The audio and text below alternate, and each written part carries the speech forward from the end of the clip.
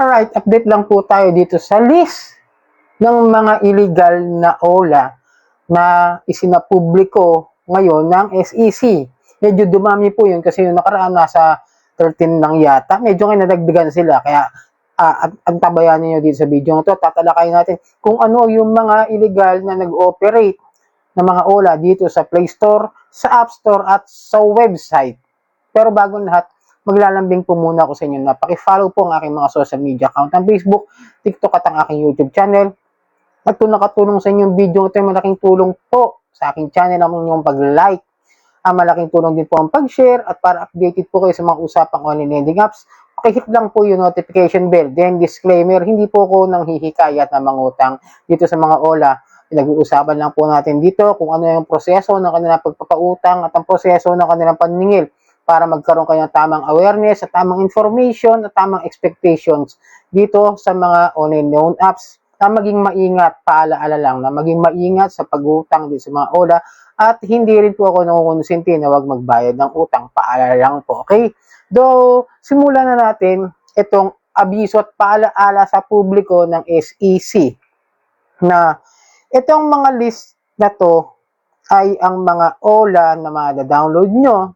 Napakadaling ma-download sa Google, sa App Store, sa website. Actually, kulang pa nga ito kasi ako meron ako sariling research and investigations na ipinopost dito sa aking channel, di ba? Pero ito galing naman sa SEC mismo ang nagpost para maging aware kayo dito sa mga to. Isa natin dito sa mga OLA na ma-download sa Google Play Store. Number 1, ang ZRT Cash Loan. Para paalala lang madalas gumamit kasi ng mga pangalan ng mga legit na OLA o ng mga online loan platform itong mga ito. Kaya akala nyo, yung mga yan, yung mga illegal, yung mga nakukuha nyo. Pero ito, yung mga unrecorded. Number 1, ZRT Cash Loan. Number 2, Temple Cash Secure Loan. Sa Google Play Store po ito Number 3, Peso Money Easy Online Loan. Number 4, Yaman Now Online Peso Loan. Number 5, Peramada. Number 6, Pera PH Safe and Pass Loan. Number 7, US Credit. Number 8, BIP Finance Easy Funding. Number 9, Capit Cash. Okay? Malinaw kasi kadalasan dyan akala nyo yung mga online loan app na nag-download nyo like the Tala, the Mabilis Cash, the Pash Cash, something like that. O kaya, yung mga yon mama-explain ko sa inyo na yung mga SEC registered, iba yon sa mga nandirito sa list. Ito naman yung mga mada-download nyo sa Apple Store o sa iPhone. Yung Tala Credit Loan App Quickly. O, di ba? Tala pa lang, pangalan pa lang, kala nyo legit na. Tala Credit. Number 2, the Credit Filar Smart Credit. Number 3, the Kuha Cash Loan App Philippines. Number 4, Peso King Mabilis Cash Loan App. O, di ba akala nyo si Mabilis Cash? Hindi po. Number 5, Dolo Loan. Number 6, the Atome Peso Mabilis Cash Loan. May nagtanong nga sa akin si Atome ba yan? O yung Atome na legit? Hindi po yung Atome na legit. Iba po ito. Iba tong Atome Peso. Ginamit lang din ang pangalan. Number 7, Fun Circle Quick Peso Loan. Okay? Then, ito naman po yung mga list ng mga online loan platform na mada-download sa website po ninyo. Ay, meron pa pala. Sorry, meron pa pala. Meron pala yung number 8. sorry Meron pa yung number 8 sa App Store pa rin. Napakarami nga kasi sa App Store Number 8 sa App Store pa rin. Instant Loan Mabilis Cash. Number 9, Pera Cash Quick Peso Loan App.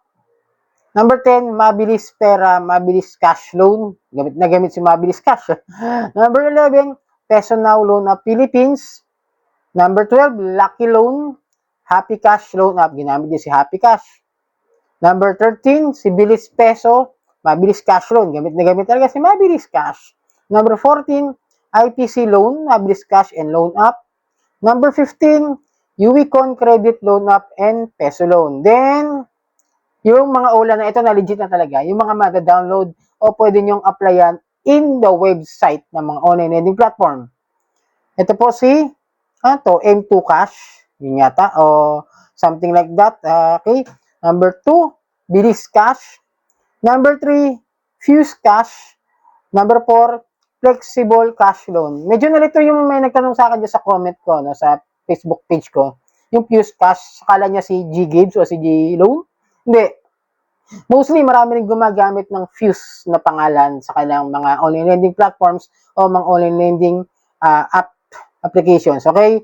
So, itong mga to, sa una pa lang, wala po sila sa list ng recorded online lending platform ng SEC, which they are officially and they are illegally operating. Kasi meron pong memorandum ang SEC na hindi na po madadagdagan ng mga online lending platform yung mga nasa list. Pero yung mga nare-revoke, nakakabalik. Yun lang po yung question ko kay SEC. But in reality, no, itong mga nabanggit, wala lang sa list. Hindi porket wala sa list, hindi nyo nababayaran. Ang ano ko lang naman is, iwasan ninyong utangan. Kasi, kung malala yung mga yan, yung mga SEC registered nga, medyo malala na nga sa mga harassments, di ba? Sa mga complaints, sa mga paglabag sa unfair debt collection practices. Paano pa kaya itong mga ito na nagpapanggap na legit? Papakitaan pa kayo ng CS number na SEC registered daw sila, which that reality is they are not. They are using the legit online loan apps like the Tala, the Mabilis Cash. Ngayon, kung may mga issue kayo dyan, lilinawin ko lang. Kung may mga issue kayo dyan, mga kadyani, doon sa mga nababanggit ko na mga online lending platform, sabihin nyo mataas interest, nanggugulo, it's better to equip and have proof of evidence na talagang may harassment silang ginagawa sa inyo. Example, si Mabilis Cash, narinig ko sabi ng data privacy raw. Hanap kayo ng talaga solid na evidence. Then, file a formal complaint sa NBI, sa PNP, and then sa PAOK. Pwede yun siguro kasi hindi ako sure kasi kung meron pang one-stop shop. No? I don't sure of it, no? Kasi hindi na ako nakakapunta at saka hindi na kasi yung dating ang may hawak na director si Gilbert Cruz na hindi siya. Saka si Sir Winston, hindi sila may hawak, no?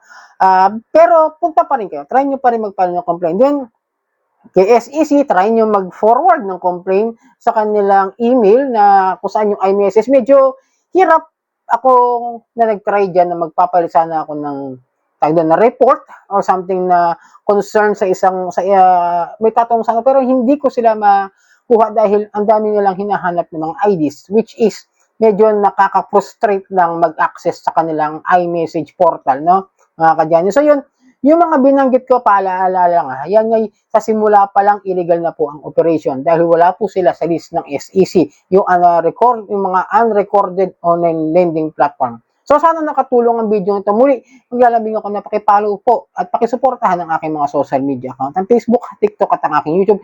Marami pong salamat sa uulitin.